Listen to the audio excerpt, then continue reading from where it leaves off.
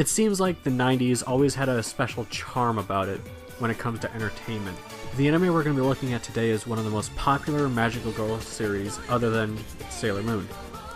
Revolutionary Girl Utena. During her childhood, Utena Tenjo was so impressed by a kind prince in her childhood, she decided to become a prince herself, expressed in her manner of dress and personality. A few years passed and Utena attends Otori Academy, where she meets a student named Anthe Himemiya. Anthe is a girl who is in an abusive relationship with one of the other students. Utena fights to protect Anthe and is pulled into a series of sword duels with members of the student council. Anthe is referred as the Rose Bride, and is given to the winner of each duel.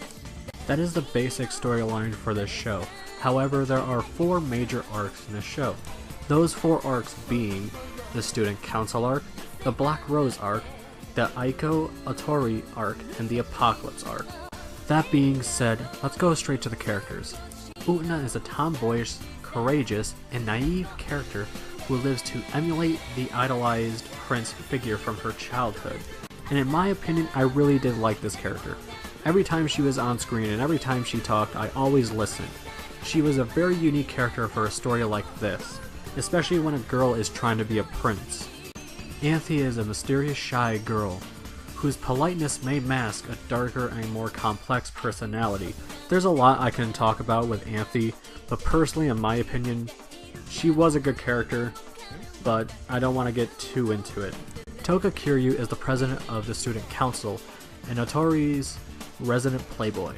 Toga is an arrogant, handsome young man whose desire to be powerful drives him to cruel deeds. There's plenty of other characters in this show, but to keep this review short, I'm only going to talk about those 3. But in my personal opinion, I think the rest of the cast worked just fine. The animation was done by JC Staff, and in my personal opinion on the animation is very dated, and they use the same shot over and over again.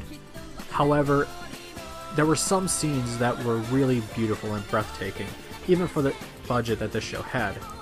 The music in the show was absolutely stunning. Everything about the music I felt was perfectly timed and everything just fit nicely. However, I can't say the same thing for the English dub, because personally in my opinion this is one of the worst dubs I've ever heard. And so I switched to Japanese and I had a much better experience. Overall, I had a really good time with Revolutionary Girl Utena. Utena is a highly metaphysical, surreal shoujo series. Utena explores plethora of themes from feminism to queer topics. Utena is also a very good example of breaking the mold for prince fairy tale storylines. I always wonder what would it be like if this show came out nowadays and how the LGBT community would react to such a show like this. In my opinion, this is one of those shows that I think would work extremely well if it got remade, because personally I would love to see the show with a higher budget. My only real problems with this show comes down to the comedy aspect of the show, and I felt one of the villains had a very meh motivation. Overall, I give Revolutionary Girl Utena a 9 out of 10. Guys, I really enjoy Revolutionary Girl Utena.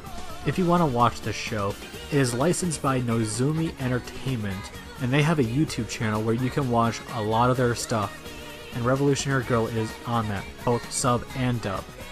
There is also a Blu-ray and DVD release for Utena, but the Blu-rays are a bit pricey, but if you're willing to spend it, I think it's worth it. For anime recommendations, the first one I recommend is Rose of Versailles, because I couldn't help but find the similarities between Oscar and Utena. Another anime that I recommend is Sailor Moon, mainly because both series are very similar, both in storytelling and in tone, but also they were both directed by Kunihiko Ikuhara. The last anime I want to recommend is Neon Genesis Evangelion, because both tell a very philosophical message, and both endings were like, what the fuck? And that's all I have to say for now. If you really enjoyed this review, please give it a like. If you want to see more, hit that subscribe button and the bell notification. I'd like to give a big shout out to the people that are supporting me on Patreon, which are Stuff We Play, Shaxra59, and Nia-chan. thank you very much, you all rock.